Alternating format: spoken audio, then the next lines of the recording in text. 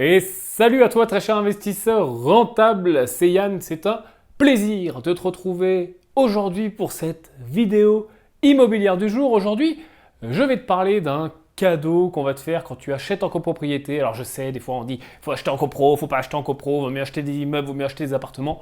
On va parler de ça et je vais te parler d'un cadeau qu'on va te faire maintenant quand tu achètes en copropriété, de quoi mettre un petit peu de poids dans la balance de l'achat en copropriété. Juste avant ça, il y a deux choses à faire très importantes si ça n'est pas encore fait. Première chose, t'abonner à cette chaîne pour recevoir, pour ne rien rater, pour recevoir les vidéos, les nouvelles vidéos immobilières.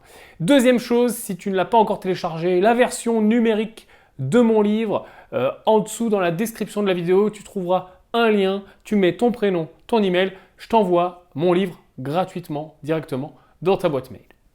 Allez, on est parti.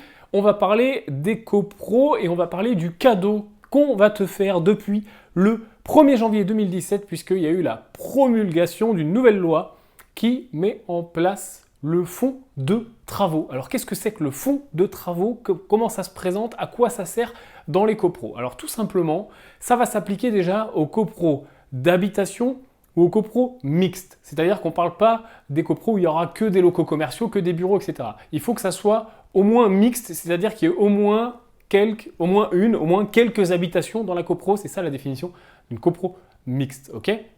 Donc ça s'applique aux copros mixtes de plus de 10 lots, de façon forcée. Après, on verra les cas particuliers dans la fin de cette vidéo. Alors comment ça marche, ce fonds de travaux, et à quoi il sert? En fait, ce qui va se passer, c'est que tous les ans, on va devoir mettre de côté, on va devoir mettre en réserve sur un compte spécialement affecté à cette destination un certain nombre de fonds, un certain nombre d'argent. Le nombre minimum, ça va être 5% du budget prévisionnel annuel. Alors si tu sais comment marche une copro, tu vois de quoi je parle. Si tu ne sais pas, en gros, tous les ans, on va voter un budget pour dire, il y a tant de choses à payer. Il y a par exemple l'entretien, le ménage dans les communs, ça fait tant d'argent. La réfection de telle ou telle chose à prévoir, ça va faire tant. Les honoraires du syndic, ça va faire tant. On va faire un budget annuel, ok? Eh bien, la loi dit, le fonds de travaux dit qu'on va prendre ce budget, on va prendre 5% de ce budget et 5% de ce budget minimum devra être affecté sur un compte spécial au fonds de travaux. Donc ça veut dire que on a un budget global pour la copro, ensuite on va le découper en fonction de tes parts de copropriété, de tes tantièmes, de tes millièmes, de tes dixièmes de copropriété.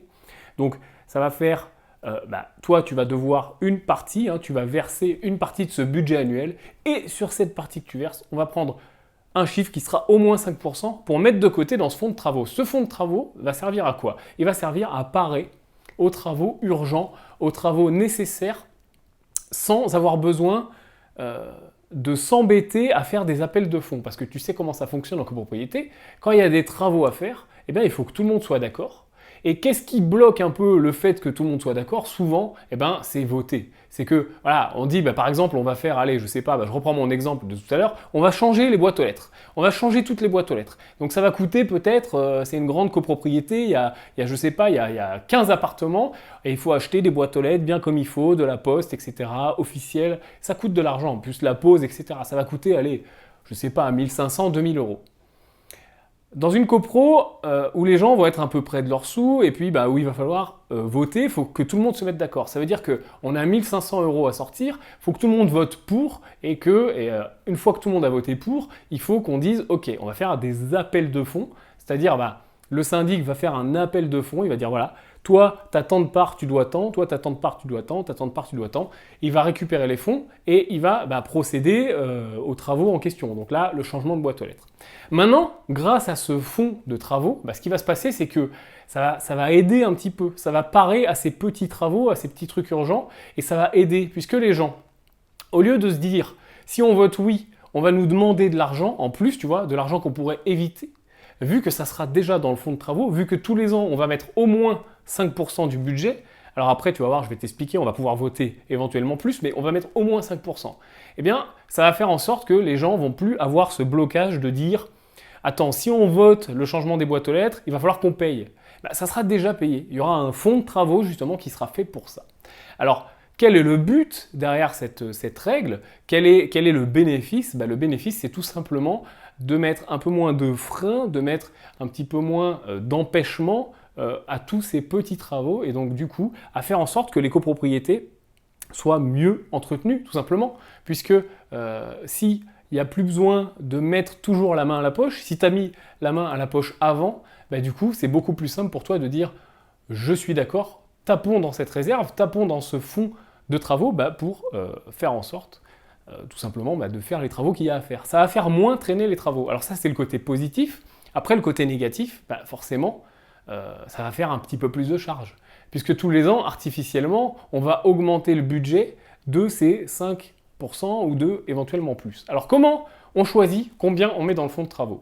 Eh bien, ça va être voté. Au moment du vote du budget, on va dire, OK, le fonds de travaux minimum, légalement, c'est 5%. Est-ce que vous voulez mettre le minimum ou est-ce que vous voulez mettre plus?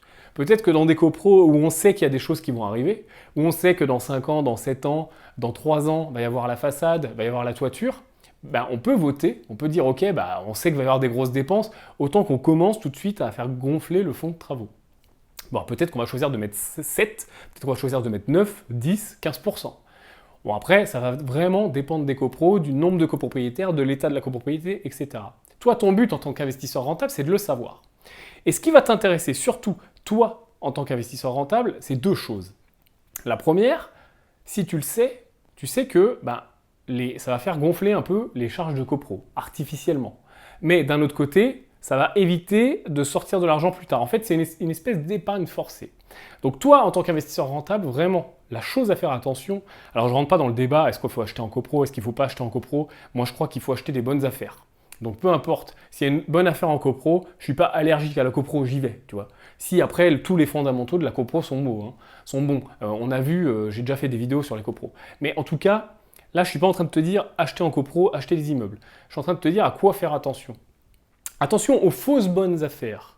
Souvent, on se dit, tiens, mais cet appartement, il est vraiment pas cher par rapport au prix du marché. Il a l'air sous-évalué. Je comprends pas. Le loyer, ça peut être tant. Tu vois, tu commences à faire tes projections. Tu dis, le loyer, ça peut être tant. Le prix d'achat, c'est tant. J'ai même pas encore négocié. C'est déjà pas trop mal, tu vois. Donc tu te dis, si je négocie, ça va être un truc de fou. Et en fait, c'est un peu le truc de l'investisseur débutant. Tu vois pas où il est le loup, où est le piège. Et en fait, tu te rends compte, et j'espère que tu t'en rends compte, en tout cas, si tu t'en rendais pas compte, fais en sorte de t'en rendre compte maintenant, que les charges de copro, en fait, sont hyper importantes. Donc, un appartement avec des charges de copro hyper importantes va être sous-évalué, va être désévalué. En fait, il va même pas être sous-évalué, parce qu'il va être évalué à son juste prix, mais c'est juste qu'il va être évalué forcément plus bas, puisque la part de charges de copro va vraiment peser sur ton budget. Alors tu vas me dire, oui, mais il y a une partie des charges de copro que je récupère sur le locataire, etc. Oui, c'est vrai, mais déjà, pas pendant les vacances locatives, c'est toi qui payes plein pot, pas pendant les travaux, c'est toi qui payes plein pot, pas pendant, l'intervalle qui se passe, etc. Et puis même si tu récupères, il y a un roulement, c'est-à-dire que tu vas récupérer après, donc il va falloir faire une avance de trésorerie, et puis tu vas peut-être pas récupérer la totalité, etc. Donc attention aux charges de copropriété, plus elles sont importantes, et plus c'est risqué, entre guillemets, pour toi d'acheter dans cette copropriété. Alors ça, voilà, je t'ai dit, j'ai commencé par ce à quoi il fallait que tu fasses attention en tant qu'investisseur rentable. Par contre, je t'avais promis un cadeau. Et le cadeau, il est là. Tu sais que quand tu vends quelque chose, quand tu vends un appartement par exemple, ce qu'on fait le plus souvent, hors négociation, ce qui se pratique le plus souvent, quand tu achètes ou que tu vends, peu importe, on fait ce qu'on appelle des prorata. C'est-à-dire que si tu achètes au milieu de l'année, du début de l'année au milieu de l'année, c'est le vendeur qui va payer la taxe foncière par exemple, et de milieu de l'année à la fin de l'année, c'est toi qui seras propriétaire. Admettons que tu achètes en juillet. De juillet à décembre, c'est toi qui seras propriétaire, de juillet à décembre, donc c'est toi qui payes la taxe foncière. Souvent, on fait aussi la même chose avec les charges de copro. On dit voilà monsieur, vous achetez en juillet, donc l'ancien propriétaire, on va faire un prorata, il va payer de janvier à juillet, et vous allez payer de juillet à décembre. Peu importe si les avances, etc. sont déjà passées, on va s'arranger, on va faire un produit en croix, tac, tac, tac, et on régularise. Ça, c'est ce qui se passe.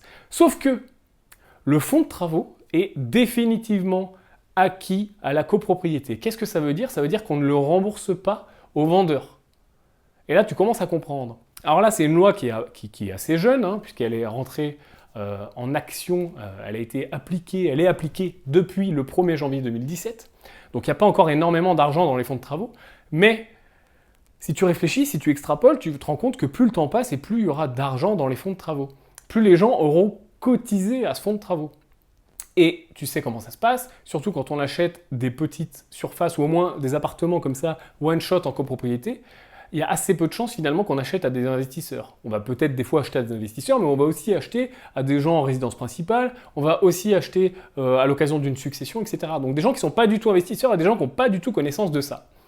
Et en fait, ils ne vont pas se rendre compte qu'il y a de l'argent immobilisé sur ce fonds de travaux qui va être à ton bénéfice finalement par la suite. Et ce fonds de travaux n'est pas remboursable.